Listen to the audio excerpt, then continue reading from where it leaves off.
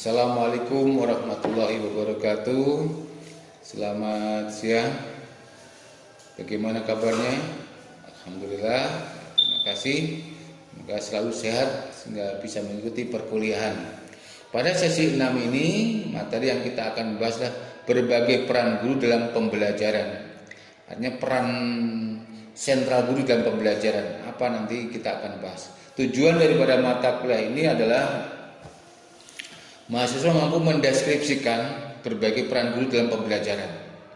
Mahasiswa mampu menghayati peran-peran guru dalam pembelajaran.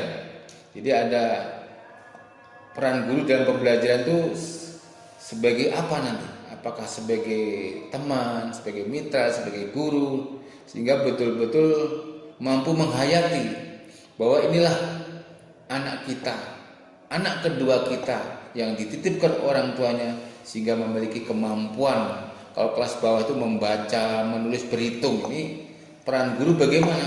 Tidak semudah itu ya. Makanya perlu penghayatan lebih dalam. Guru menurut Undang-Undang Nomor 14 Tahun 2000 tentang guru dan dosen adalah jabatan profesional.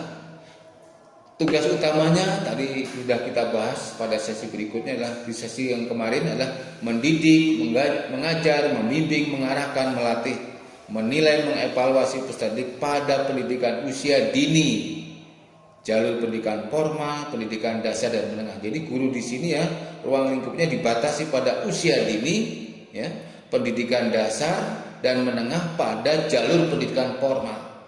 Artinya bahwasanya guru SD, guru TK, SMP, SMA, alia dan sederajat itu sama.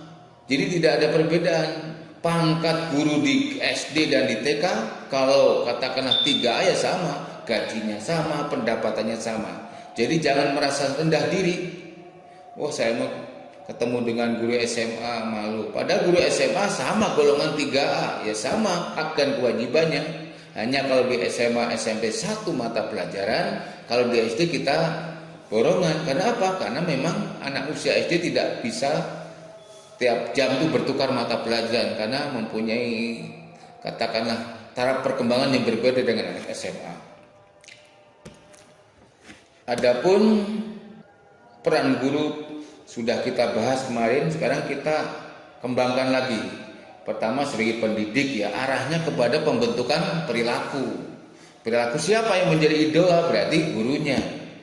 Lalu berperan sebagai seorang pengajar, mentransfer ilmu. Ada teori-teori belajar yang harus dikuasai guru di dalam penyampaian ini. Lalu sebagai pembimbing, artinya membimbing itu mendekati, mengarahkan agar anak ketika dikasih tugas guru tidak dibiarkan, digali potensi, diberi motivasi sehingga dia bisa menemukan apa yang menjadi masalah pembelajaran. Ya, gurunya sebagai pelatih. Pelatih arahnya kepada keterampilan, skillnya, bagaimana dia mampu misalnya menggambar, dia mampu melakukan baris berbaris, bagaimana mampu dia memecahkan, membuat sebuah alat peraga. Ini penting. Juga peran guru sebagai penasihat. Artinya ketika anak melakukan sesuatu kegiatan baik ekstra atau ekstra kurikuler maupun kokurikuler, dia mampu diberi nasihat untuk mencapai titik yang dia inginkan. Lanjutnya adalah sebagai pembaharu atau inovator. Jadi seorang guru harus selalu menemukan hal yang baru, kreatif, banyak cara, banyak jalan untuk memecahkan persoalan-persoalan pembelajaran. Juga guru berperan sebagai model atau teladan. Jadi biasanya anak itu lebih nurut kepada gurunya daripada orang tuanya. Sebab rujukannya guru, kata ibu guru begini, kata bapak guru. Padahal anak tersebut ketika mengerjakan tugas atau PR di rumah kesulitan.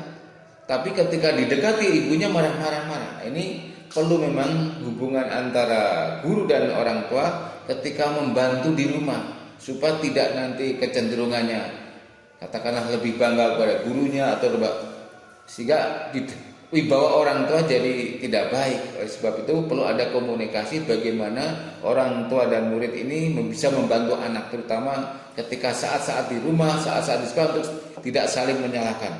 Juga sebagai pribadi, dan ini yang penting adalah peneliti. Ini kelemahan guru dalam meneliti. Oleh sebab itu di program S1 PGSD ini terus kita latih bagaimana meneliti yang berkaitan dengan tugas pokoknya sehingga mampu nanti membuat sebuah karya tulis ilmiah yang merupakan bagian yang terpisah dari seorang tugas guru. Demikian materi yang Bapak sampaikan tentang berbagai peran seorang guru. Ada pertanyaan? Oh iya, kaitan dengan peneliti, maksudnya kalian nanti sebagai seorang guru di dalam kewajiban mengembangkan karir itu harus meneliti. Kalau disingkatnya itu PTK, kalau di S1 kan skripsi ya, melalui riset. Kalau ini adalah PTK, artinya proses apa yang terjadi di kelas itu masalahnya diteliti, diungkap, nanti sebagai bahan untuk kenaikan tingkat. Insya Allah nanti kita akan bahas lebih khusus tentang PTK. Demikian pertemuan pada kesempatan ini Bapak akhiri dengan ucapan Assalamualaikum warahmatullahi wabarakatuh.